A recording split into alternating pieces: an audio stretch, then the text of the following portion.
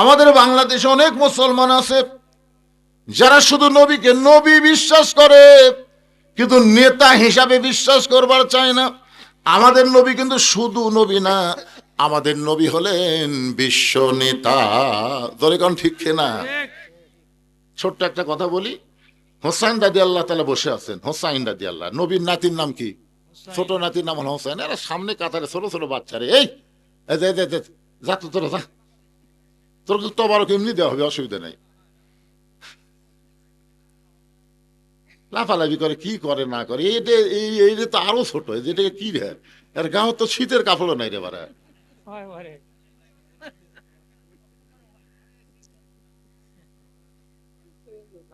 না না, শোনেন শোনেন, ছোট ছোট বাচ্চারা আসলে মাহফিলে আসা একটা আল্লাহর রহমত।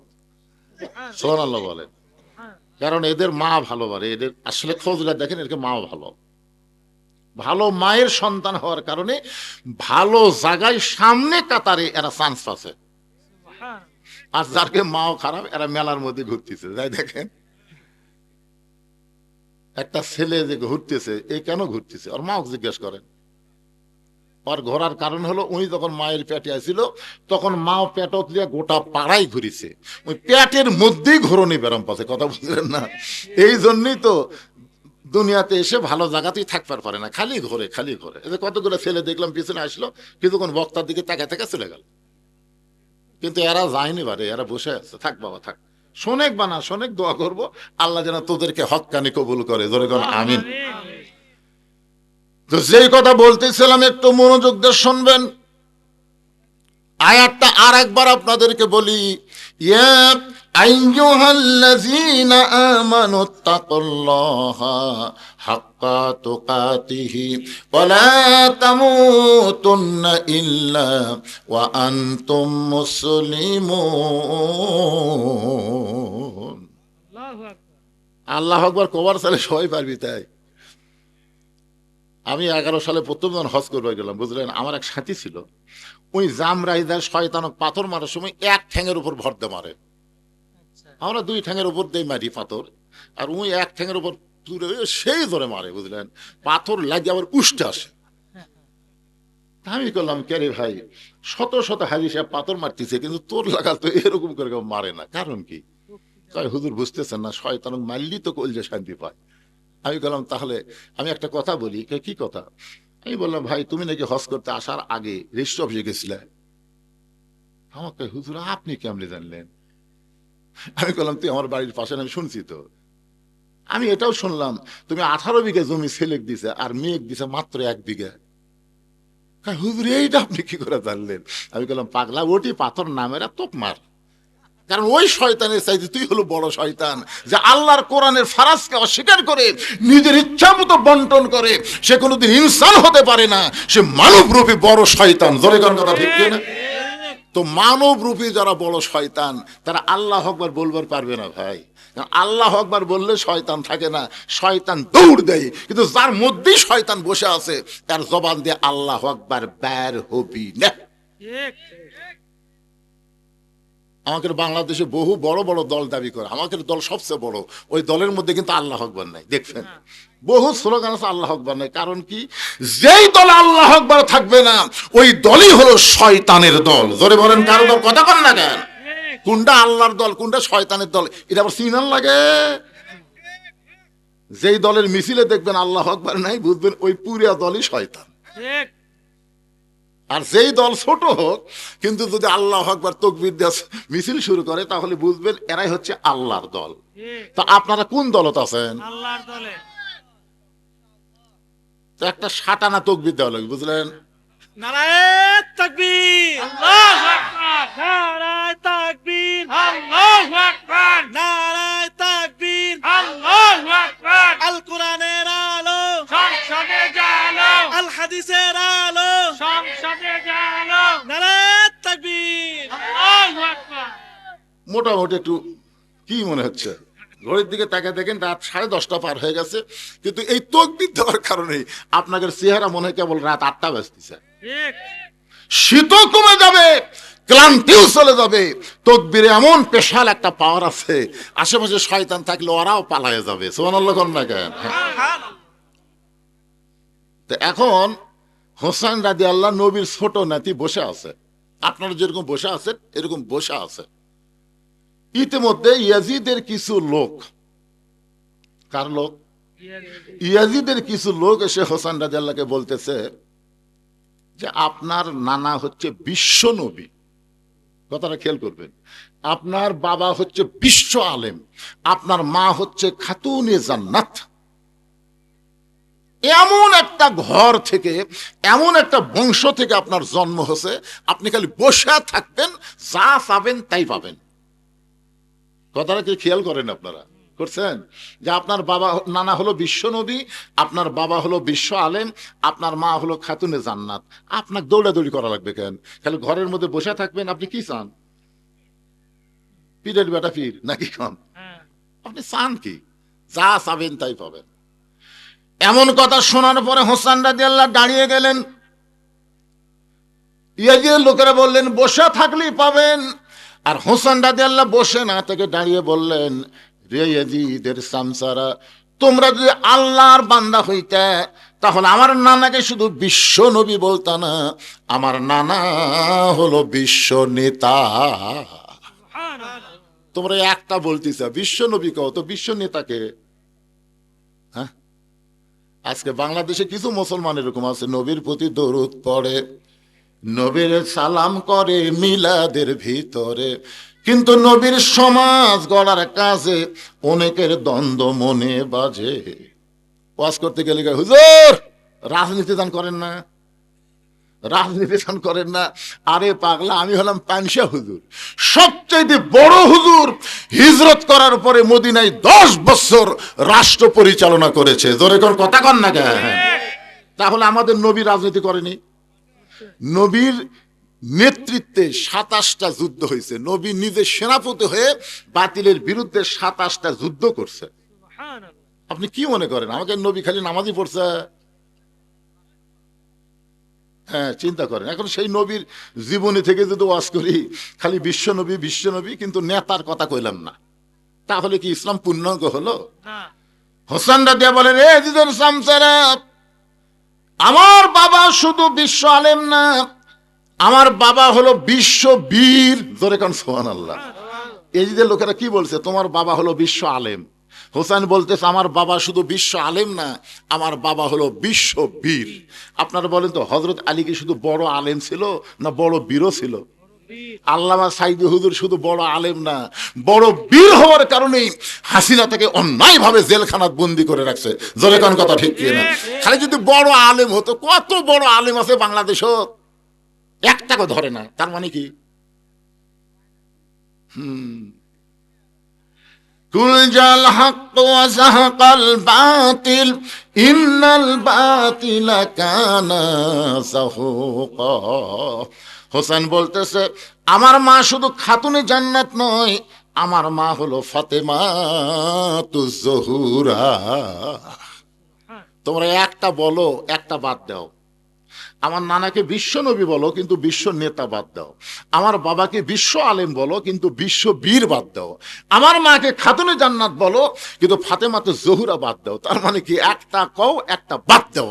ইসলাম তো বাদ দেওয়ার ধর্ম না। জোরে কোন কথা ঠিক না? উদখুলু ফিস সিলমি কাফা, ইসলামে পুরোপুরি ভাবে দাখিল হওয়া লাগবে। বাদ দেওয়ার কোনো সিস্টেম ইসলামে নাই। আছে নাকি ভাই? আছে? নাই তো। আজও বাংলাদেশ আমাদের নবীকে বিশ্ব নবী বিশ্ব নবী বিশ্ব নবী কয়, আর সাধারণ এক মানুষকে নেতা বানা তার পিছনে সারাদিন ঘরে। মাঝে মধ্যে স্লোগান দেয়, আমার নেতার চরিত্র ফুলের মতন পবিত্র, খোঁজলে দেখেন নামাজ পড়ে না, একক তো। এই সমস্ত নেতার পিছনে জীবনটা নষ্ট করেন না ভাইজান। আজকে শুনে নেন যে দরুদ পড়লেন আপনারা, আল্লাহুম্মা সাল্লি আলা সাইয়্যিদিনা মাওলানা মুহাম্মদ। এখানে আপনি বলেন তো আরবিতে বললেন সাইয়্যিদিনা মাওলানা মুহাম্মদ, তার মানে দরুদের মধ্যে আপনি নেতা স্বীকার করলেন, কিন্তু দরুদের বাহিরে আপনি নেতা মানলেন না। এই দরুদ পড়ে কোনো কাজ হবে? হোসেন বললেন, শোনো, আমার নানা যদি শুধু বিশ্ব নবী হইতো তাহলে আমার নানাকে মক্কা থেকে মদিনায় হিজরত করা লাগতো না। আমার নানা বিশ্ব নেতা হওয়ার কারণে আবু জেহেল চিন্তা করলো নেতা থাকবো আমি, আর আব্দুল্লাহর পোলা থাকবে ইমাম। আমাদের নবী ইমাম থাকলে কোনো সমস্যা নেই, কিন্তু নেতা যেই হওয়ার সচেতন আবু জেহেল করে, ই যদি নেতা হয় তাহলে আমার খবর কি রে। এই জন্য মক্কার 37 জন নেতা গভীর রাতে আল্লাহ নবীর বাড়ি ঘেরাও করলেন। মক্কার 37 জন নেতা, যাদের নেতার আসন টলমল করতেছে, আব্দুল এতিম পোলা যদি নেতা হয়ে যায়, এই ভুয়া নেতা দুনিয়ার কোনো মানুষ মানবি? জোরে কন, ভুয়া নেতা মানবি? তো ভুয়া নেতারা চিন্তা করলো আসল নেতাকে খতম করা লাগবে, এই নেতা হওয়ার আগেই দুনিয়ার থেকে একে বের করে দেওয়া লাগবে। এই জন্য গভীর রাত্রে 37 জন নেতা আল্লাহ নবীর বাড়ির চারিধার ঘেরাও করছে হত্যা করার জন্য। সবার হাতে একটা করে লাঠি আছে, কেউ বর্ষা লিছে, কেউ তীর ধনুক দিছে, এক একজন এক একটা লিয়ে নবীর বাড়ির চারিধার ঘেরাও করছে, নবী হত্যাই করবি। এমন সময় আল্লাহর নবী আলীর কাছে এসে কানে কানে বলতেছে, আলী রে, আমার বিছনায় তোমার ঘুম পাড়া লাগবে, শুধু ঘুম না, চাদর মুড়ি দিয়ে ঘুম পাড়বে। আলী বলতেছে, হুজুর আপনার বিছানায় যদি আমি ঘুম পাড়ি তাহলে আপনি কি করবেন? আল্লাহ রসুল বললেন, আজকে রাত্রেবেলায় আমার মক্কা ছেড়ে মদিনার পথে রওনা দেওয়া লাগবে। আলী বলতেছে, হুজুর আমি জানলাতে তাকে দেখলাম অনেকগুলো নেতা লাঠি সোটা নিয়ে দাঁড়িয়ে আছে, এতদিন তো কেউ আপনাকে হত্যা করার জন্য দাঁড়িয়ে ছিল না, তখন আল্লাহ আপনাকে হিজরতের হুকুম করলো না, আজকে সবাই যখন দাঁড়িয়ে আছে মারার জন্য, তখন আপনাকে আল্লাহ বাড়ির থেকে বার হওয়ার দরকার কথা বলতেছে। আমার মনে হয় আল্লাহ ইচ্ছা করেই, এইগুলো সব আল্লাহ ইচ্ছা করে আপনাকে মার খাওয়ার জন্য করতেছে। আল্লাহ রাসূল বলেন, আলী তোমার কাজ হলো বিছনায় চাদর মুড়ি দিয়ে ঘুম পড়ো, আর আমার কাম হলো হিজরত করা। জোরে গান সুবহানাল্লাহ। নবী দরজা খুলে দেখে 37 জন নেতা অস্ত্র শস্ত্র নিয়ে দাঁড়ায় আছে। নবী বললেন, আল্লাহ তাহলে এখন কি করব? আল্লাহ বললেন, আপনার উপর যেই কিতাব নাজিল করেছি সব সমস্যার সমাধান। অনুনাজ্জিলু মিনাল কুরআনি মা হুয়া শিফাউ ওয়া রাহমাতুল লিল মুমিনিন। সূরা ইয়াসিন থেকে 3টা আয়াত পড়ে এক মুষ্টি বালির মধ্যে ফুঁক দিয়ে আপনি বালু ছিটিয়ে দেন। আল্লাহর হুকুম মোতাবেক নবী যখন বালু ছিটিয়ে দেয়, আল্লাহ তাআলা 37 জন নেতার মধ্যে ওই চোখের মধ্যে ওই বালুগুলো ঢুকাইয়া দেয়। জোরে কোন সুবহানাল্লাহ। নবী উপর থেকে ছিটা দিয়েছে, আর ঢুকা দিয়েছে কে? আল্লাহ।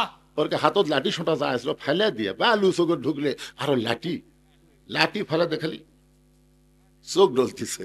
রাসূল কয়, আল্লাহ কি সুযোগ, এখন ইচ্ছা মতো ওরকে লাঠি দিয়ে ওরকে পাশাত বাড়ান যাবি। আল্লাহ করছে, আজকে বাড়ে বাড়ি না, আজকে আপনি যান, জাগা মতো বাড়ি হবি, কারণ 24 সালের 5ই আগস্ট আসা লাগবে। জোরে কোন কথা ঠিক না? আগে বাড়ে বাড়ি, আগে 15.5 বছর দৌড়াদৌড়ি। জোরে কোন কথা ঠিক না? সিরাজগঞ্জ রোডে আমি আমার বউকে মোবাইল করে বললাম, কেগো পরিবেশ কি? আমি 2 কেজি চমচম নিছি। আমার বউ বলতেছে, আসতেছেন? জি। তাহলে আপনি আসেন না। কেন? বলে, সন্ধ্যা থেকে পুলিশ বাড়ির দরজা ঘুরতেছে, আপনি আসেন না। চিন্তা করছেন, রোড থেকে আর বাড়ির দিকে আসতে মন চাচ্ছে, বউ বলতেছে আসেন না। আমার শ্বশুরকে মোবাইল করলাম যে, বাবা আব্বাজান আমি একটু আপনার বাসার যাবার চাই। বলে, তোমার বাড়ি বাদ আমার বাসার কেন?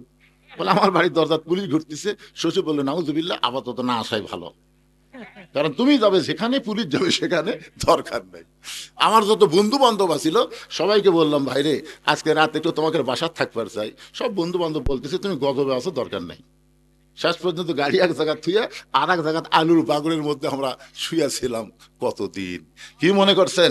এইরকম নির্যাতনের পরে 24 সালের 5ই আগস্ট কি কন পিটাপিটির দিন আসেনি? একটা পুলিশ দেশে উঠছে। একটু মনোযোগ দেন। রাসূল আল্লাহ বলেন, হাবিব আজকের মতো আপনি পালায়া যান, আপনাকে যা বলে আপনি তাই করেন, সময় মতো মার দেওয়া হবে, জায়গা মতো মার দেওয়া হবে। নবী চুপি চুপি আবু বকরের দরজা দিলেন। আবু বকর বলে ডাক দেওয়া মাত্রই দরজা খুলে গেল। নেতাও যেমন, কর্মীও তেমন। জোরে কোন সুবহানাল্লাহ। দরজা ঢক ঢক করা লাগে নাই। কলিং বেলে কোনো চাপ দেওয়া লাগে নাই, চিল্লা চিল্লি করা লাগে নাই, শুধু আস্তে করে বলেছেন আবু বকর। সঙ্গে সঙ্গে দরজা খুলে গেল। নবী চোখের পানি নিয়ে বলে, আবু বকর, আমি যে আসতেছিলাম এইটাকে তুমি আগে থেকে জানো, আমি ডাক দাও মাত্রই তুমি দরজা খুলে দিলে। আবু বকর বলে, ইয়া রাসূলুল্লাহ, কয়েক মাস আগে আপনি বলেছিলেন একদিন গভীর রাত্রে মক্কা থেকে মদিনায় হিজরত করা লাগতে পারে, আমাকে সঙ্গে করে আপনি মদিনায় যাবেন। সেদিন থেকে আজ পর্যন্ত কোনো রাত্রিবেলা ঘুমাইনি, বরং সারা রাত আমি দরজার কাছে দাঁড়িয়ে থাকি। আল্লাহ নবী এক টানে আবু বকরকে বুকের মধ্যে নিয়ে আবু বকরের কপালে একটা চুমা দিয়ে বলে, আল্লাহ, আমি আবু বকরকে কি দিব, আমার তো দেওয়ার মতন কিছুই নাই। আল্লাহ বলেন, হাবিব, আপনার পরে কেউ যদি আমার দোস্ত থাকে, সে দোস্তের নাম হলো আবু বকর। আবু বকরকে নিয়ে রওনা দিলেন। আবু বকর বলে, ইয়া রাসূলুল্লাহ, মক্কা থেকে মদিনা হলো উত্তর দিকে, কিন্তু রওনা দিচ্ছেন পূর্ব দিকে, কারণ কি? রাসূল বলে, আবু বকর, আল্লাহ হুকুম করেছে, ওই যে একটা উঁচু পাহাড় দেখতেছো, ওই পাহাড়ের মাথায় চড়তে হবে। পাহাড়ের মাথায় একটা গর্ত আছে, এই গর্তের নাম হলো গারে সুর। এই গর্তের মধ্যে আমাদেরকে আত্মগোপন করা লাগবে। সুবহানাল্লাহ বলেন। আল্লাহ নবী আবু বকরকে আত্মগোপন করেছেন। এইদিকে রাত শেষ হয়ে গেল, রাতটা শেষ হয়ে সকাল হয়ে গেছে। আবু সুফিয়ান বলে, নেতা, যেভাবে আমরা লাঠি সোটানে পহরা দিলাম, আমার মনে হয় ঘর থেকে আমাকে দেখে ভয়ে বাড়ায়নি। এখন কি করবেন? আবু জেহেল বলতেছে, এরকম 27টা নেতা একত্র হওয়া যাবি আজকে হুসি মারার জন্য? কে রে, রাত চলে গেছে, তো কি হচ্ছে? আমাকে ওপর মক্কার কথা বলার কেউ আছে? কেউ যখন নাই, দরজা খুলে আজকেই মারবো রে। এই বাঁচা থাকলে আমাকে ভুয়া নেতৃত্ব চলবি না রে। এই বাঁচা থাকলে কোরআন দিয়ে রাষ্ট্র চলাবে, আমাকে ভুয়া নেতৃত্ব শেষ হয়ে যাবে, আজকেই কাম সারা লাগবে। 7-8 জন নেতা একমত হয়ে আল্লাহ নবীর বাড়ির দরজা খুলছে। বাড়ির দরজা খুলে সেই মাত্র ঘরের দরজা খুলে তাকায় দেখে ওরে তামানে চাদর দিয়ে নাক দেখে ঘুম পাড়তিছে। ওরে তামানে চাদর দিয়ে কি দেখে? নাক দেখে। এটা কি করতেছে? যেটা না না না, হাঁটুর মধ্যে কিছু বোঝাচ্ছেন। কে ভাই রে? কে রে? এদিক তাকান, এদিক তাকান। আপনি যদি শুয়ে থাকেন, চোখই বন্ধ করে থাকেন, বক্তার সামনে এসে অন্ধ, ইটার কথা বলতেছে না তো, ও যে চাদরালা না মুরব্বী যদি হন, আপনাকে যে ওয়াজ শোনা কি ফরজ? আপনার কোন তো এই ঠান্ডার মধ্যে ওয়াজ শোনা কি ফরজ? ফজরের নামাজ পড়া হলো ফরজ। ফজরের নামাজ, কারণ আবু জেহেল জানে এই আলী সাধারণ কোন আলী না, এই আলী হচ্ছে ইসলাম গালিব করার ব্যাপারে আসাদুল্লাহিল গালিব। হোসেন বলতেছে, আমার বাবা শুধু বিশ্ব আলেম না, আমার বাবা হলো বিশ্ব। এই কথাটা সবাই বলতে, আলী জীবনের সম্পর্কে আপনারা জানেন না?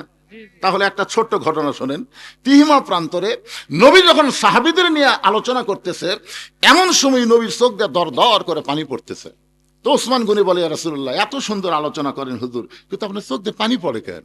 আল্লাহ রাসূল বলে, সাহাবীরা, তোমরা জানো না, মক্কার সবচাইতে বড় বীর, তার নাম হলো আমর। উমর না, তার নাম হলো আমর। সে কাবা শরীফ দিয়ে শপথ করছে যে আব্দুল্লাহর এতিম পোলাকে হত্যা না করা পর্যন্ত আমি দুনিয়ার কোনো পানি পান করব না। যে আমর 3.5 মণ ওজনের তরবারি নিয়ে যুদ্ধ করে, যে আমর যুদ্ধ করতে যায়, তরবারির ওজন হলো 3.5 মণ। যে আমর প্রতি সন্ধ্যায় 21 কেজি খাদ্য খায়, প্রতি সন্ধ্যায় যে খাদ্য খায় তার ওজন হলো 21 কেজি। সাহাবীরা চিন্তা করে, আমরা সারা বছরেও তো 21 কেজি খাই না, তাহলে প্রতি সন্ধ্যায় যদি 21 কেজি খায়, আর 3 সন্ধ্যা হলে 63 কেজি। হায় হায়, কি খানে আলারে। সে কাবা ঘর সে শপথ করছে, মুসলমানের নবী হত্যা না করা পর্যন্ত আমি দুনিয়ার কোনো পানিও পান করব না। আল্লাহ রাসূল বলেন, সাহাবীরা রে, সে আমর আমাকে হত্যা করার জন্য মক্কা থেকে রওনা দিয়েছে। এই খবর জানার পরে আমার চোখ দিয়ে দর দর করে পানি পড়তেছে। ওসমান গনি বলে, ইয়া রাসূলুল্লাহ, তাহলে আমর আসার আগেই আপনি দোয়া করেন, আল্লাহ যেন আমরের হাত পা অবশ করে দেয়। আমর এখানে আসার আগেই আপনি দোয়া করেন। কি করেন? দোয়া করেন, আল্লাহ যেন আমরের হাত পাও কি করে দেয়? অবশ করে দেয়। হাত পাও যদি অবশ হয়, তাহলে আসে পারবি? আমাকে একজন বলতে যে, হুজুর, ওসমান হাদিক যায় গুলি করে হত্যা করলো, আল্লাহ কি করলো? হায় হায় হায়, ওসমান হাদিকে যে গুলি করে হত্যা করলো, আল্লাহ কি করলো? ওসমান হাদি যদি আল্লাহর পথেরই লোক হয়, তাহলে আল্লাহ তাকে সাইজ করলো না কেন? এরকম কিছু কথা কিন্তু মানুষ বলে, উদ্ভট কথা কয় না।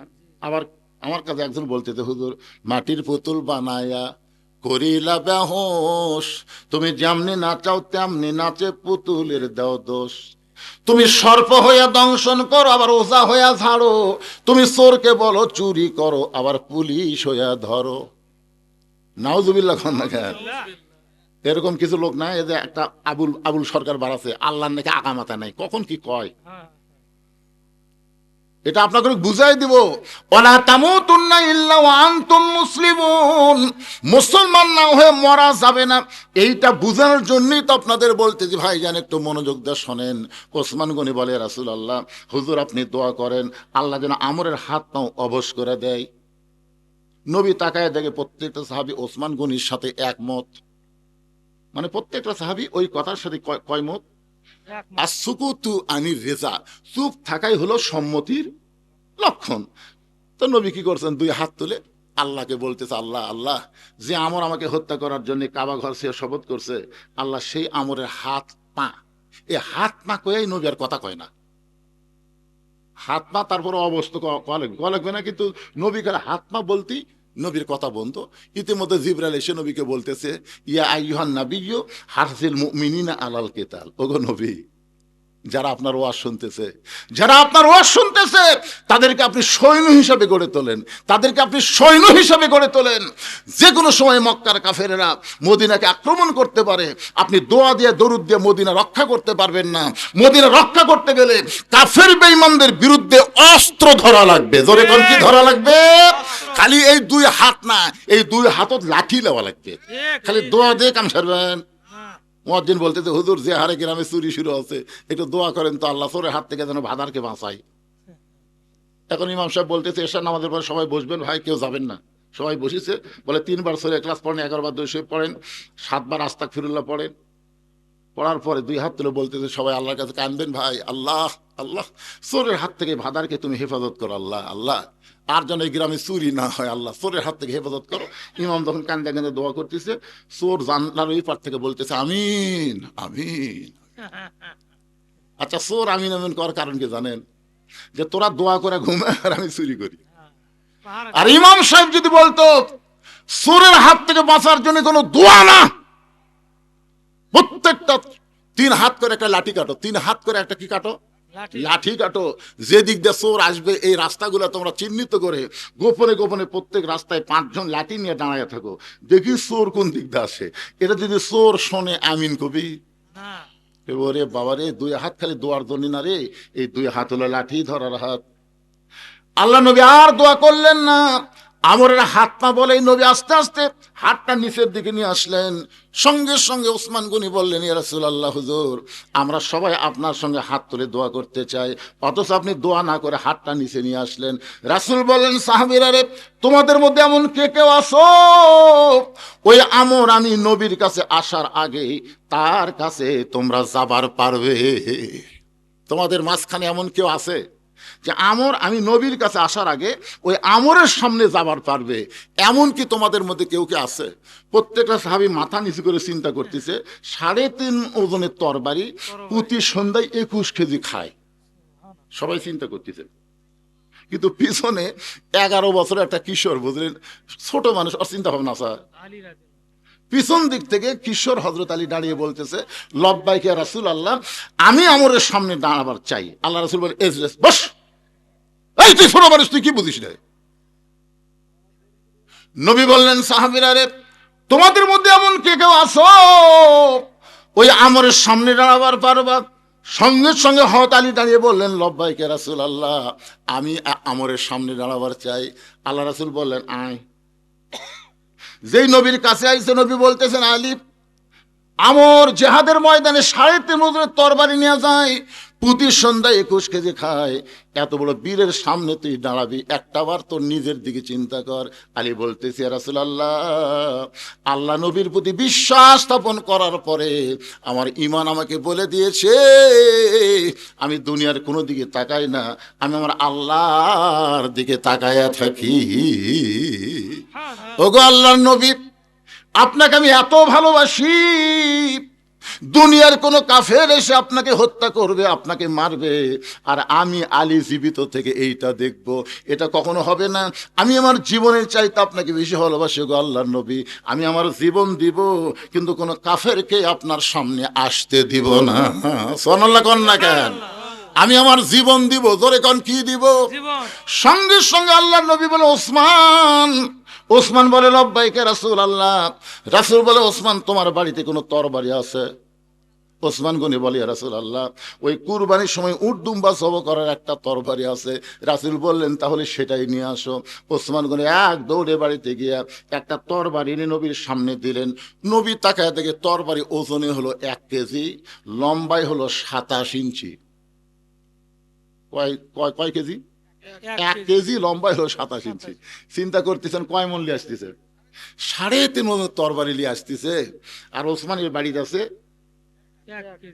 1 কেজি 27 ইঞ্চি। কি করবেন? হুজুরের গেলে তো আর অত দরকার নাই, হুজুরা বছর অন্তর কুরবানি জব করে কিছু টাকা পায়। ওসমান গনি তার কুরবানি জব করে টাকা না, তিনি অত্যন্ত কি ছিলেন? ধনী ছিলেন। কেমন ধনী? আল্লাহ নিজেই বলেছেন ওসমান গনি। জোরে কোন সুবহানাল্লাহ। একদিন আল্লাহ রাসূল বললেন, ওসমান, আল্লাহ তোমাকে কত সম্পদ দিয়েছে, তুমি কি তার হিসাব জানো? ওসমান গনি মুসকি মুসকি হাসার বলে, হুজুর আপনি কি খন? সম্পদশালীর উপর যেদিন থেকে যাকাত ফরজ হয়ে গেছে, সেদিন থেকে হিসাব করাও ফরজ। সুবহানাল্লাহ কোন না কেন? যেদিন থেকে যাকাত ফরজ, সেদিন থেকে সম্পদের হিসাব করাও কি ফরজ। কারণ শতকরা কত টাকা? শতকরা আপনার কি ধনী লোক নাই নাকি রে? শতকরা কয় টাকা? তো শতকরা 2.5 টাকা যদি আপনি হিসাব করে যাকাত না দেন, তাহলে আপনার যাকাত আদায় হবে? আমি এক লোককে বললাম, ভাই আল্লাহ আপনাকে কি রকম সম্পদ দিয়েছে? কয়, হুজুর আমার হিসাব নাই, আমার হিসাব নাই হুজুর। তো হিসাব নাই, যাকাত দেন না? কয়, হাত আন্দাজে দেই। একটা লোক হাত আন্দাজে যদি কিয়ামত পর্যন্ত যাকাত দেয়, তার একটা যাকাতও আদায় হবে না। যাকাত দিবার গেলে হিসাব করে পাই টু পাই যাকাত দেওয়া লাগবে। জোরে কথা কন না কেন ভাইজান? শতকরা কয় টাকা? হাজারে কয় টাকা? হাজারে 25 টাকা। হিসাব করে, এটা একটা নামতার মতন শিখাচ্ছি। শতকরা কয় টাকা? হাজারে কয় টাকা? 1 লাখে কয় টাকা? 2,500। 1 লাখে কয় টাকা? 1 কোটিতে কয় লাখ? 100 কোটিতে কয় কোটি? 2.5 কোটি। এই বাংলাদেশে 10,000 ধনী লোক আছে, যাদের সম্পদ 1000 কোটির চাইতেও বেশি। এই 10,000 লোকেরা যদি যাকাত পাই টু পাই দেয়, আমাদের বাংলাদেশে গরিব খুঁজতে গেলে অনুবীক্ষণ যন্ত্র লাগবে, গরিব খুঁজে পাওয়া যাবে। কথা কয় না বারে? এ যে শোনেন, কি জন্য আমরা বলি সব দেখা হলো শেষ, আগামীতে দেখবো আমরা আল্লাহর কোরআনের বাংলাদেশ। এটা কি জন্য কই জানেন? এই কোরআন যদি সংসদে যায়, 1 নম্বর নামাজ কায়েম হবে, 2 নম্বর যাকাত দেওয়া লাগবে। জোরে কোন কথা? কথা কন না কেন? নামাজ কায়েম হবে, যাকাত দেওয়াই লাগবে। দিবা না? এখন চিন্তা করেন, 1,000 কোটি টাকা, এরকম 10,000 লোক আছে, তারকে যাকাত দিলি আই হিসাব করেন, ক্যালকুলেটর ছাড়া হিসাব হবি না রে ভাই। আর আমাদের গরিব গুলা সুদের উপর কিস্তি লেয়। গ্রামীণ ব্যাংক আশা কি আর এই গ্রামে ঢোকার চান্স আছে? আল্লাহর কোরআন দিয়ে যখন রাষ্ট্র চলবে, একটা এনজিও থাকবে না, সব সুদ ভিত্তিক এনজিও কে মাটির তলে কবর দেওয়া হবে। জোরে কোন কথা ঠিক না? কবর দেওয়া হবে। ধনীদের উপরে সংসদ থেকে নির্দেশ করা হবে, কোনো গরিব তোর বাড়িতে আসবি না, তুই গরিবের বাড়ি যা। ঠেকা গরিবের না, ঠেকা হলো তোর। শতকরা 2.5 টাকা গরিব যদি না লেয়, তুই জাহান্নামত যাবি। এখন ধনীরা ব্যাগ ভরা টাকা লিয়ে আসে ঢাকার থেকে, আপনাকে বাজারে এসে টাকা লিয়ে, জানেন? টাকা আসে খালি খুঁজবি, বাজারের লোকেরা চিন্তা করবি, দরকার না খায় মর্ম, কিন্তু জাকাতের টাকা নেব না। আমার এক দাদা ছিল, রোজা থাকে, বহু মুরব্বী মানুষ তো, তাকে বহু লোক ইফতারের দাওয়াত দেয়, কারো ইফতার গ্রহণ কর না। তবে একদিন দাদাকে বললাম, দাদা আপনি মুরব্বী দেখে সবাই দাওয়াত দেয়, আপনি ইফতারে যান না কেন? দাদা বলতে, হ্যাঁ কষ্ট করে রোজা থাকে, সব দেবো। দরকার হলে পানি খাই ইফতার করবো রে, কিন্তু কাকু সোয়াব দিবার পারবো না। আমি বুঝাই দিলাম দাদা, কারো বলে ইফতারি করলে আপনার সোয়াবের কিছুই কমতে হবে না। তুই নতুন নতুন হুজুরে ফতুয়া দিস না তো। আমার দাদাকে কোনোদিন মরার আগে কেউ ইফতার করাবারই পারেনি। কি যে একটা বুঝ, নিজে রোজা থাকছে, নিজে পানি খাই ইফতার করবো, তা পরের বাড়ির যেমন না। এইরকম কিছু কিছু স্বাবলম্বী ইমানের দিক দিয়ে মানুষ থাকবে, যারা না খেয়ে থাকলেও জাকাতের টাকা যেই শুন জাকাত, ওর বাবারে 7 দিন ধরে গোটাল এলাকা ঘুরিছে। আপনাদের ইউনিয়নের নাম কি? বিশালপুর ইউনিয়ন। ঘুরে দেখে একটা গরিব টাকা নেয় না। এটা ওমর ইবনে আব্দুল আজিজের সময় 7 দিন ঘুরে দেখে কেউ নেয় না। মনের দুঃখে মরুম হয়ে গেছে, দেখি তো কোনো গরিব আছে কিনা। যা দেখে গাছতলাতে একজন ঘুম পাড়তিতে বস্তা মাথার দিয়ে। তুই মনে করছে যাকবারে 7 দিন পর একটা গরিব পাওয়া গেল। গরিব দেখে বস্তা মাথার দিয়ে ঘুম পাড়ার দিকে আসসালামু আলাইকুম, বস্তাটা লাভ ধরে বলতেছে আলহামদুলিল্লাহ। বেয়াগলা খাই কে রে, আমি তোকে সালাম দিলাম, তুই আল্লাহ শুকুর আদায় করিস কেন? বলে 1 বস্তা টেকালে 15 দিন ঘুরছি ভাই, একজন গরিব নাই। তোকে দেখে গরিব মনে করে আল্লাহ শুকুর আদায় করছি, টাকার বস্তা লে তো। ওই কয় আমি ঘুরি ব্যাগ লে, তুই ঘুরিস বস্তা লে, তাহলে গরিব। আপনি জানেন না, যেদিন থেকে সুদকে কবর দেওয়া হবে, যাকাত ভিত্তিক অর্থনীতি চালু হবে, সেদিন থেকে অমামিন দাব্বাতিন ফিল আরদি ইল্লা আলাল্লাহি রিজকুহা, আসমান থেকে মুমিন মুসলমানের জন্য আল্লাহ বরকতের সাথে রিজিকের ব্যবস্থা করবে। জয় করুন সুবহানাল্লাহ। খালি সুদক কবর দেন। সুদের 1 টাকা খাওয়া মানে কি? এই কথা কন, সুদের 1 টাকা খাওয়া মানে কি? আল্লাহ নবী সুদের বড় পাপ বলছে, জানেন? সুদের সবচেয়ে বড় পাপ হলো আল্লাহর সঙ্গে যুদ্ধ করা। কিন্তু সবচেয়ে নিম্ন পাপ বলবার জন্য নবী 3 বার মুখ ঢাকছে। সুদের সবচেয়ে নিম্ন পাপ বলতে গিয়ে নবী মুখ ঢাকে। সাহাবীরা বললেন হুজুর মুখ ঢাকেন। আল্লাহ রাসূল বললেন কেমনে বলি, কেমনে বলি? না না আসলে কেমনে বলি? সাহাবীরা বললেন হুজুর না বললে কেমনে হবে? রাসূল বললেন যে সুদের 1 টাকা খায়, শেষ তার গর্ভধারিণী মায়ের সাথে 42 বার জিনা করার গুনাহ হয়। নাউজুবিল্লাহ। জোরে কোন ভাই রে, আপনাদের এই গ্রামে কেউ সুদ খায়? এর বাড়ি কোন জায়গাটা?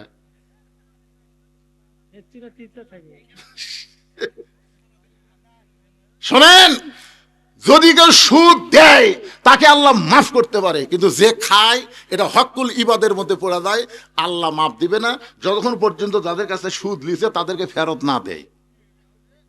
আমার কথাই বুঝবার পারলেন? এই জন্য আমরা সকলে বলবো সব দেখা হলো শেষ, আগামীতে দেখবো আল্লাহর কোরআনের বাংলাদেশ। কারা কারা রাজি? 2 হাত তোলে আমার আল্লাহকে দেখান।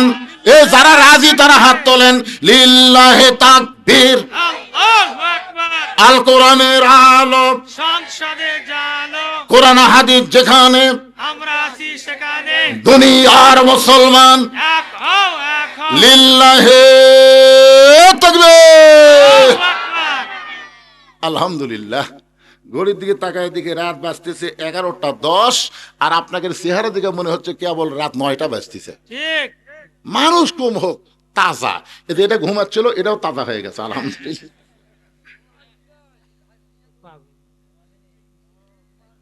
মাশাআল্লাহ মাশাআল্লাহ। ইমানে আমলে তারাক্কি দান করো, জোরে কোন আমিন। একটু মনোযোগ দিয়ে শুনবেন। আল্লাহ রাসূল ওসমান গনির কাছ থেকে 27 ইঞ্চি তরবারি ওজনে হলো 1 কেজি। জোরে কোন ওজনে কয় কেজি? 1 কেজি তরবারি নিয়ে হযরত আলীর হাতে দিয়ে বললেন আলী রে, তরবারির বিরুদ্ধে তরবারি নিয়ে দাঁড়ান লাগবে, তরবারির বিরুদ্ধে তসবি টুপি চলবি না। আপনারা কি মনে করতেছেন তরবারির বিরুদ্ধে তসবি টুপি চলবি? আল্লাহ নবী বললেন আলী এই তরবারি নিয়ে আমরের সামনে দাঁড়াও। হযরত আলী 1 দৌড় মারছে। রাসূল পিছন দিক থেকে বলে আলী রে, তোমাকে আমি যাবার কইছি কিন্তু তুমি দৌড় শুরু করলে কেন? আলী বলতেছে ইয়া রাসূলুল্লাহ, ওই কাফের আমর আপনার পবিত্র চেহারা দেখার আগে আমি আলী ওকে জাহান্নামে পাঠাবার চাই। এটা কিসের শক্তি ভাই? এটা দেহের শক্তি না, এটা কিন্তু ইমানের শক্তি। ধরে কোন কিসের শক্তি? ওই কাফের আমর আপনার পবিত্র চেহারা দেখার আগে আমি আলী ওকে জাহান্নামে পাঠাবার চাই।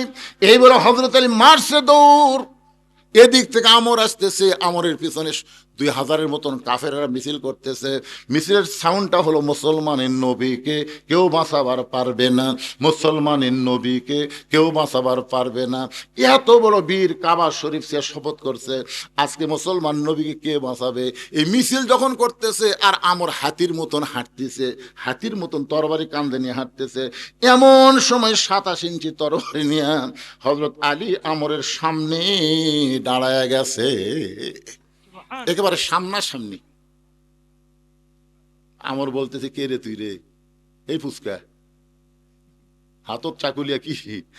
আমরের তরবারি আর আলীরটা চাকু। আপনারা জানেন না যেটাতে গরু জব করে এটা হলো ছুরি, আর যেটাতে চামড়া খোলে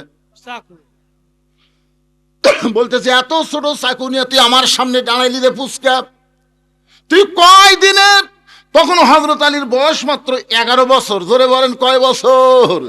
একেবারে অ্যালাউ করে না, ডিনাই করে বলতেছে কয় দিনের বাচ্চা, ছোট্ট একটা চাকু নিয়ে আমার সামনে দাঁড়াইছিস।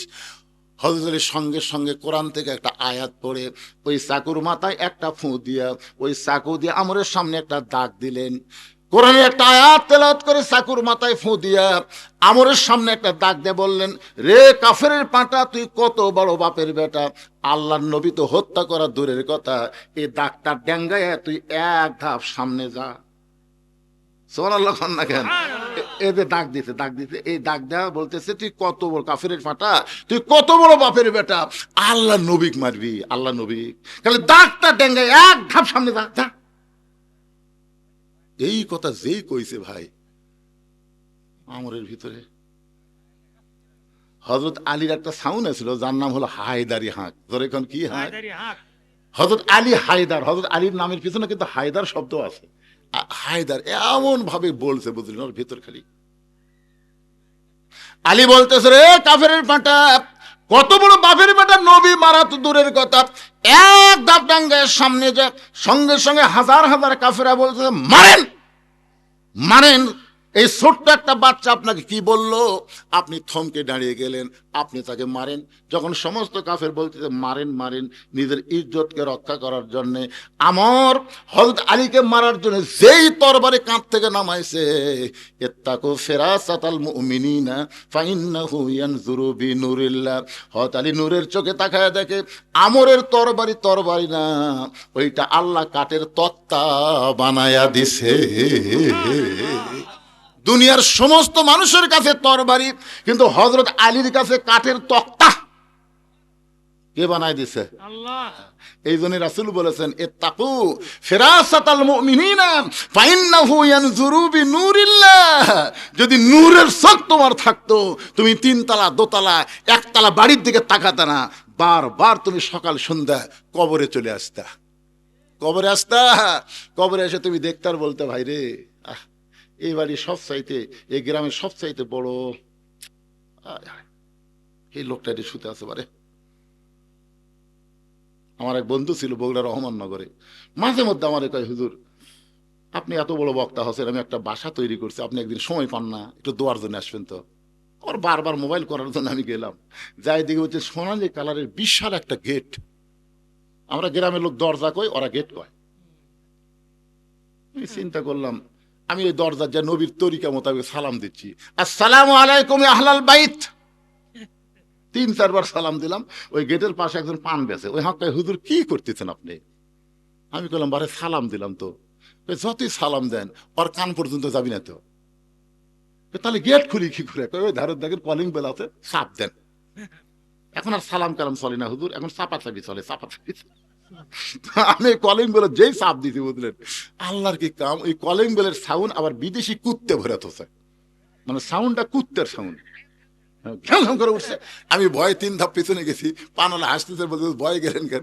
কুত্তে না হুজুর, এটা তো আসল কুত্তে না, এটা কলিং বেলের কুত্তে হুজুর। আমি বললাম, এত সাউন্ড দুনিয়ার থাকতে এই কলিং বেলের কুত্তের সাউন্ড কেন? কিছুক্ষণ পরের দিকে আমার বন্ধু এসে দরজা খুললো। আমি বললাম, কে রে ভাই, এত সাউন্ড থাকতে কুত্তে কেন? হুজুর ফকিরের অত্যাচার।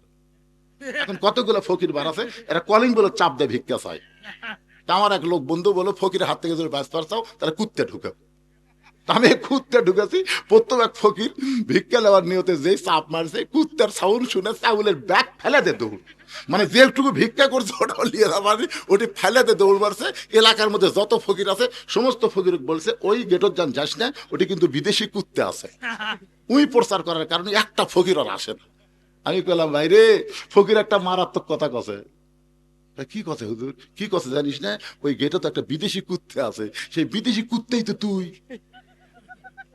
বলে আমি কুত্তা কেমনে হলাম? আরে পাগলা, আল্লাহ কোরআনে বলেছেন আম্মা সাইলা ফালা তানহার, সাইলকারীকে ফিরাস না। আর তুই বিদেশি কুত্তার সাউন্ড দিয়ে তুই ফকিরের ব্যাগ পর্যন্ত কাড়ে লিছু। আমি লাইনি আর তুই লাইনি, ফেলে দেখাচ্ছিস সেটা কি? আমার কয় হুজুর ভুল হয়ে গেছে, আসেন। আমি বললাম এই বাড়ি তাহলে তোমার? আমার দিকে তাকা কয় কি করলেন? আমি বললাম তাহলে এই বাড়ি তোমার? হুজুর আপনি কি করলেন? আরে পাগলা, এই বাড়ি কি তোমার? তখন কয় হুজুর কয়েক কোটি টাকা দিয়ে তৈরি করছি, তারপরও বাড়ি। আমি বললাম তাহলে এটা কি হয়ে গেছে? কয় হুজুর এটা বাসা হুজুর। আপনি একটা মৌলানা মানুষ, এই জন্য তো মৌলানা আসলে মূর্খ। আপনি বাসাও চেনেন না, বাড়িও চেনেন না। কয়েক কোটি টাকা দিয়ে তৈরি করছে, এটা হলো একটা বাসা। আমি তখন বললাম ভাইজান তাহলে আব্দুল আলিম যে একটা গান গাইছে আজ থেকে 40 বছর আগে, 50 বছর আগে, গানটা কি ভুল গাইছে? বলে আব্দুল আলিম কি গান গাইছে? আমি তখন বললাম এ পারে তোর বসত বাড়ি, ওই পারে তোর বাসা, এ পারে তোর বসত বাড়ি, ওই পারে তোর বাসা, লাভ করিতে আইসারে ভাবে, লাভ করিতে আইসারে ভাবে, হইলা রে দিশা, এ পারে তোর বসত বাড়ি, ওই পারে তোর বাসা। আচ্ছা আব্দুল আলিম যে গান গাইলো, এই গানটা কি আপনারা খেয়াল করছেন?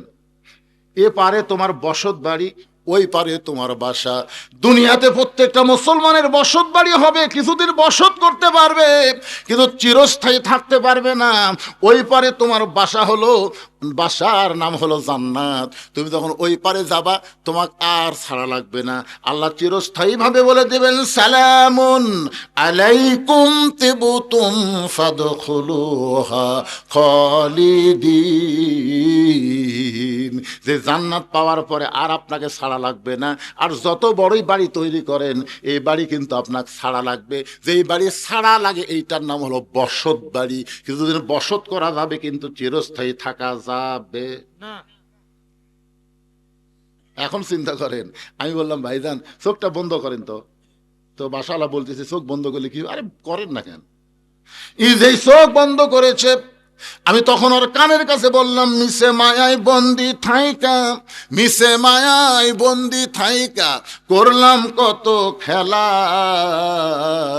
পশ্চিমে তাকায়া দেখো তোমার ডুইবে গেছে বেলা, এক পলকের নাই ভরসা, মিশে সকল আশা, কখন বুঝি দারুণ ঝড়ে ভাঙবে তোমার বাসা, এই দুনিয়ার বাড়ি ঘর। সবাই বলেন না কেন? দেখেন বললে মজা লাগবে। এই দুনিয়ার বাড়ি ঘর একদিন হইয়া যাবে পর, যাইতে হবে অন্ধকার কহব। যাবেন না ভাইজান? এ কি কোন যাবেন কিনা? ইয়ান জুরুবি নূরিল্লাহ, হযরত আলী নূরের চোখটা তাকায় দেখে আমরের তরবারি, তরবারি না, আল্লাহ তাআলা ওটা কাঠের তক্তা বানায়া দিছে। নমরুদ খালি বারবার কয় ইব্রাহিম রে, তো পুরানোর জন্য বিশাল একটা আগুনের চুলা বানাছি রে, এ ইব্রাহিম একটা বার তাকায় দেখ। আল্লাহ কয় ইব্রাহিম দেখো তো, দেখো। নমরুদ বারবার দেখবার কয় তোমার দেখলে কি হয়? ইব্রাহিম কয় আল্লাহ আমি আপনার দিকে তাকিয়ে আছি, ওদিকে তাকাবার চাচ্ছি না। আল্লাহ কয় একবার তাকাও তো, আমি তো হুকুম করতেছি। ইব্রাহিম তাকায় দেখে আগুনের চুলা নাই, আল্লাহ শান্তির বাগান বানিয়ে দিছে। সুবহানাল্লাহ। ইব্রাহিম আল্লাহ কি দেখতেছি? কয় ওটাই তো, তোমার বাপ চলকর টান মারবি আর তুমি শান্তির বাগানোর যাবে। তো নমরুদ যে চিল্লাচ্ছে, আগুন আগুন কয়ে, আরে পাগলা, নমরুদ আগুনের চুলা বানাবার পারে, কিন্তু আগুন জ্বলানোর ক্ষমতা নমরুদের হাতত নাই তো। আগুন জ্বলানোর ক্ষমতা কার হাতত? আল্লাহর হাতে। ফেরাউন খালি বারবার বলে, মুসা রে আর পলাবার পারবি না, সামনে সাগর, তিন দিকে আমরা সৈন্য লাঠি নিয়ে দাঁড়াই আছি, সামনে সাগর, তুই পলাবি কোন দিক দিয়ে? আল্লাহ কয় মুসা, ফেরাউন বারবার সাগর কয় একবার তাকায় দেখো।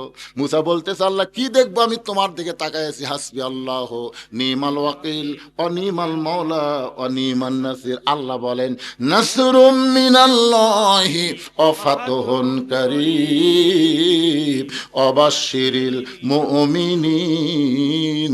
হাতের লাঠির আঘাত করছে, আল্লাহ তাআলা 12 লাইন রাস্তা বানায়া দিছে। আপনারা বলেন তো, সে আল্লাহ বর্তমানে আছে না নাই? আছে। এই যে কিছুদিন আগে ভারতের এক উগ্রপন্থী মন্ত্রী কি কইছে, যে বাংলাদেশে দিন দিন মৌলবাদীরা বাংলাদেশকে দখল করার পায়তারা করতেছে।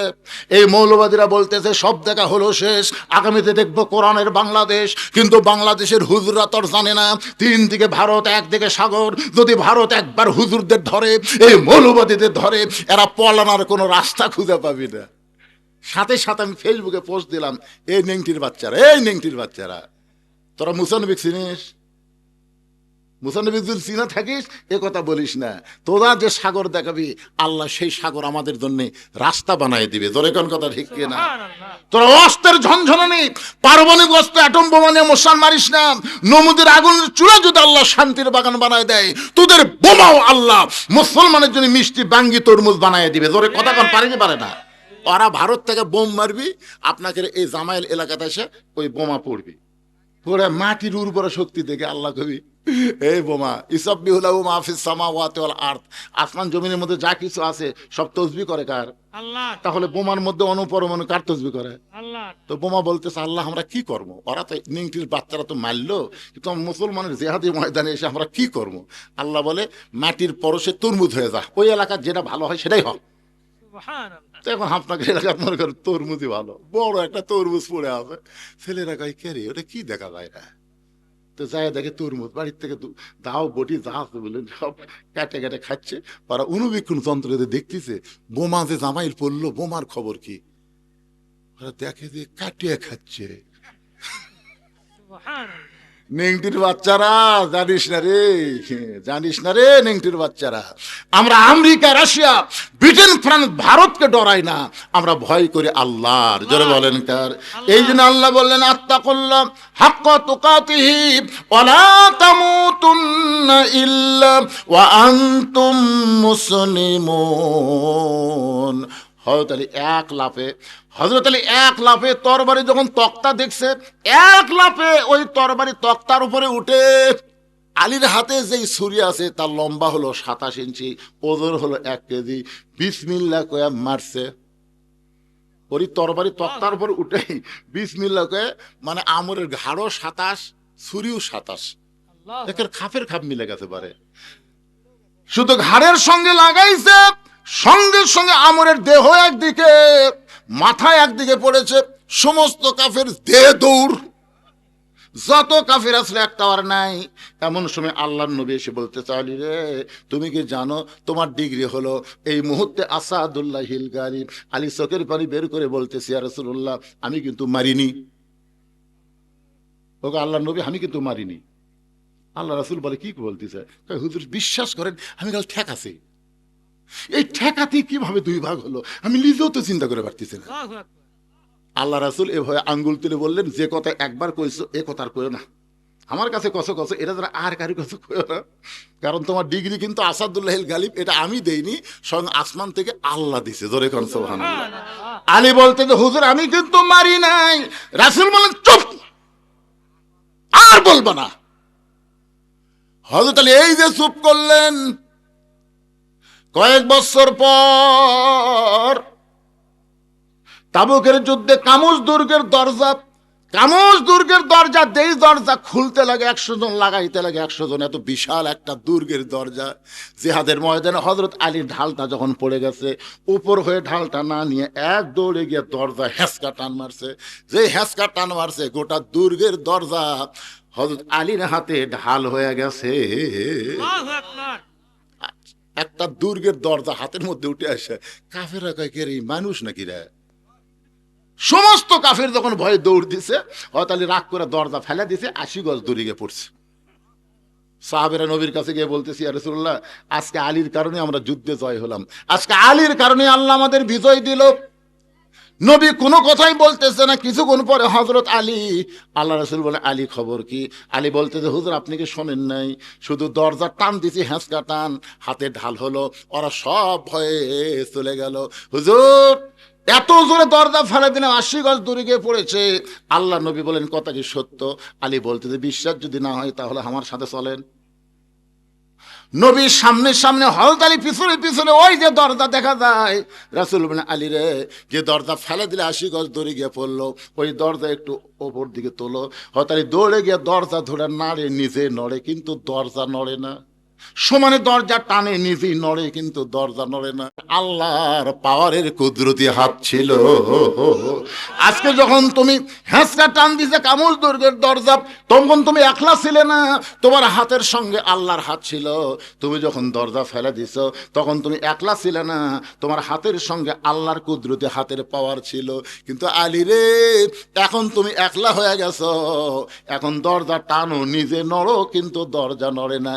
এখান থেকে প্রমাণ হলো, আল্লাহ রাস্তায় কোন বান্দা যখন মুজাহিদ হবে, ওই বান্দা নিজের শক্তিতে জিতবে না, আল্লাহ রহমত, আল্লাহর পাওয়ারে আল্লাহ তারে বিজয় দিয়ে দিবে। আমরাও চাই এই বাংলার জমিনে আল্লাহর কোরআনের বিজয় হোক। জোরে কোন চাই কি চাই না? আমরা যখন বলবো হাত তোলে, আমাদের সঙ্গে কিন্তু আল্লাহর রহমতের হাত আছে না নাই? রে আল্লাহর বান্দার, একটু মনোযোগ দিয়ে শুনবেন। হযরত আলী যে আয়াত পড়ে ছুরির মুখে ফুঁক দিয়া মাটিতে টান দিয়ে বলেছে, তুই কত বড় কাফেরের পাটা, আল্লাহ নবী তো হত্যা করা দূরের কথা, খালি ডাকটা ডেঙ্গায় সামনে যা। কোরআন থেকে যে আয়াতটা তেলাওয়াত করে ওই চাকুতে ফুঁক দিল, মুসলমান হিসেবে আমাদের জানার দরকার আছে না নাই? অবশ্যই আমি আপনাদের জানাবো। এখন হোসেন বলতেছে, রে ইয়াজিদের চামচারা, আমার মা শুধু খাতুনে জান্নাত নয়, আমার মা হলো ফাতেমা তো জোহরা। আমি নবীর কথা, নেতার কথা বলেছি, আলীর বীরের কথা বলেছি, এখন ফাতেমার খাতুনে জান্নাতের কথা একটু বলা লাগবে ভাইজান। আল্লাহ নবী ঘরের মধ্যে এসে বলে, ফাতেমা, তোমার কি কখনো মনে হয় তোমার বাবা বিশ্ব নবী বলে আল্লাহ তোমাকে জান্নাত দেবে? এইটা কি কখনো তোমার মনে হয়? ফাতেমা বলতেছে, বাবা, আমার সব সময় মনে হয় আমার বাবা বিশ্ব নবী হওয়ার কারণে আল্লাহ তাআলা আমারে জান্নাত দিবে। রাসূল বলে, ফাতেমা, এই কথা তুমি বড় ভুল মনে করেছো মা। বিশ্ব নবীর মেয়ে হওয়ার কারণে আল্লাহ তোমাকে জান্নাত দেবে না। জান্নাত যদি যাবার চাও, তাহলে জান্নাতের আমল করে তোমাকে জান্নাতে যেতে হবে। সঙ্গে সঙ্গে ফাতেমা হাঁটু গেড়ে নবীর সামনে বসে বলে, বাবা, জান্নাতের আমল কি আমল করা লাগবে? রাসূল বলে, ফাতেমা, মাত্র 4টা আমল করবা, মাত্র 4টা আমল করবা। 1 নম্বর হলো 5 ওয়াক্ত নামাজ। 5 ওয়াক্ত নামাজ সব সময় না, 5টা বার নামাজ পড়ো। 24 ঘন্টার মধ্যে নামাজের সময় হলো কয়টা? এ ধরে বলেন কয়টা? 5 ওয়াক্ত নামাজ পড়বে ও ফাতেমা। 12 মাসের মধ্যে 1 মাস রোজা রাখবে। সব সময় রোজা রাখা লাগবে না, 12 মাসে 1 মাস রোজা রাখবে। মেয়েদের জন্য 12 মাসে কয় মাস? কথা কয় না কেন? কতগুলো মেয়ে দেখবেন সোমবারে রোজা রাখে, বৃহস্পতিবারে রোজা রাখে, এরকম মেয়ে আছে না নাই? স্বামী এখন শীতের দিন রাতের বেলা খেলবার পারতেছে না, দিনের বেলা একটু খেলাধুলা করবি স্বামী, বুঝতেন? বউ বলতেছে, আসো গো, গোসল আগে একটু খেলি। বউ বলতেছে, আমি রোজা আছি। কি বুঝলেন? স্বামী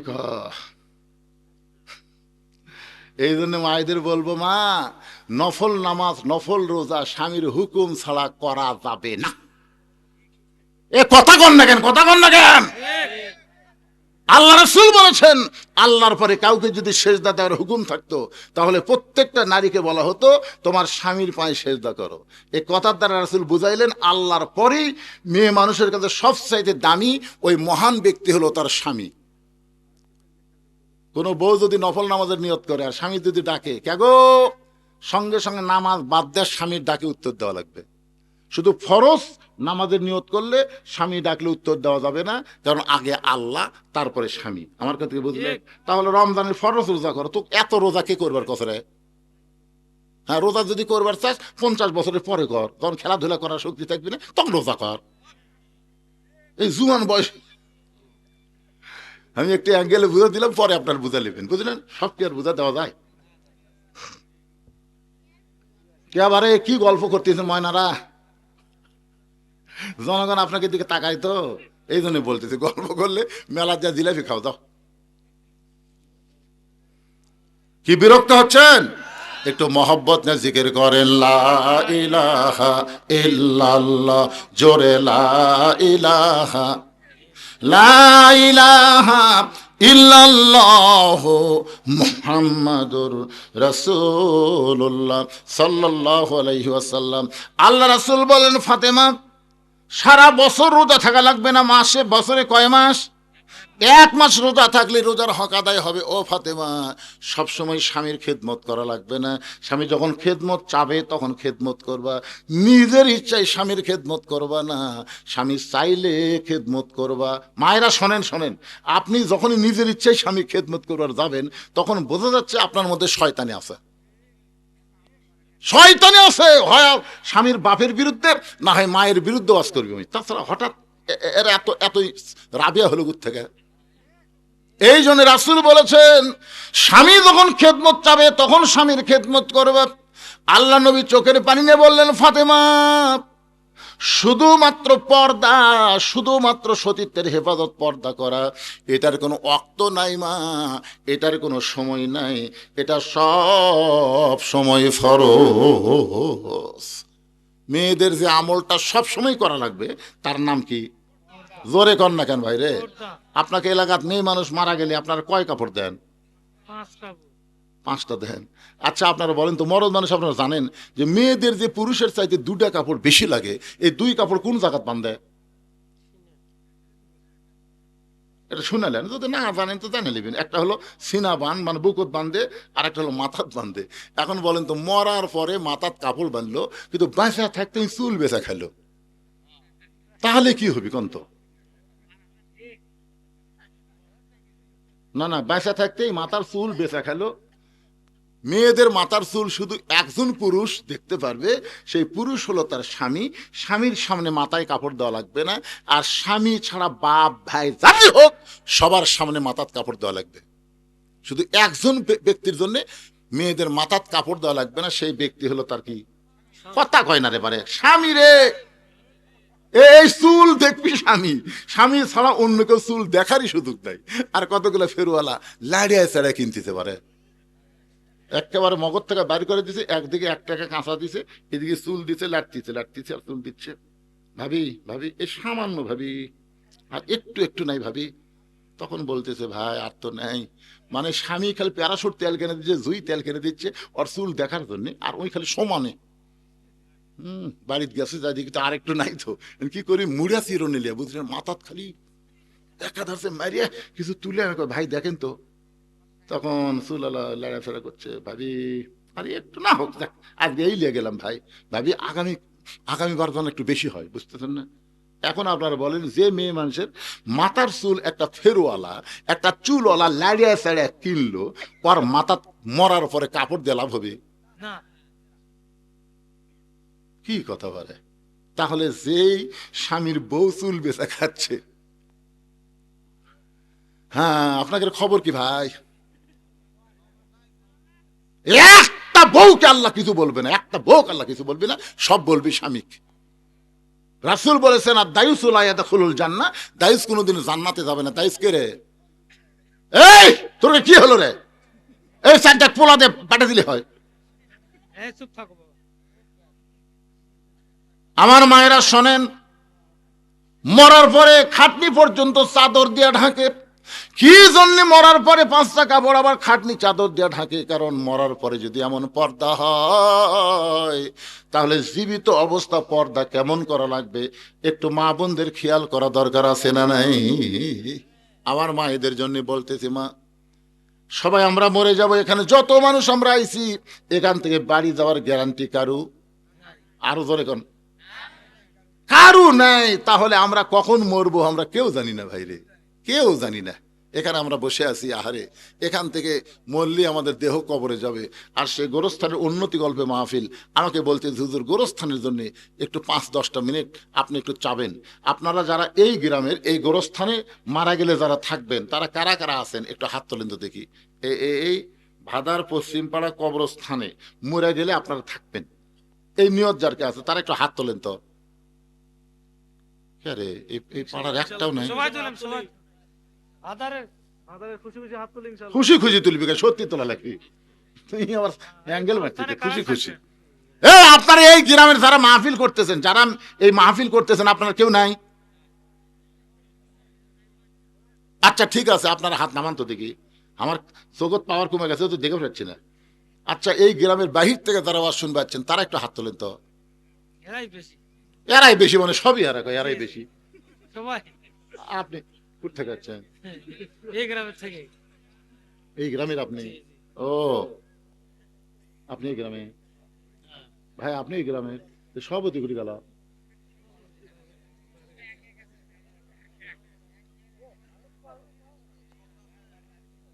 না শোনেন, বাহিরে যারা আসছেন, আপনার যারা বাহিরে আছেন, বাহির থেকে যারা আছেন, তাদের কাছে আমার কোনো চাপ নেই, তাদের কাছে কোনো চাপা চাপি নেই। আপনার খুশি মতো আপনাদের বাপ মা কবরে গেছে, যাদের দাদা দাদি কবরে গেছে, শুধুমাত্র তাদের কবরকে জান্নাতের টুকরা বানানোর জন্য এই গোরস্থানের উন্নতি কল্পে একটা কোরআন শরীফ বাবদ 500 টাকা দিবেন।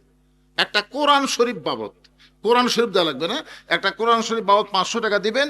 500 টাকা দেওয়া মাত্র আমি দোয়া করে দেব আল্লাহ যেন আপনার বাপ মার কবরকে জান্নাতের টুকরা বানায় দেয়। বাপ মা যদি শীতের দিন বাঁচা থাকতো রে, কত কি কিনে দেওয়া লাগতো না?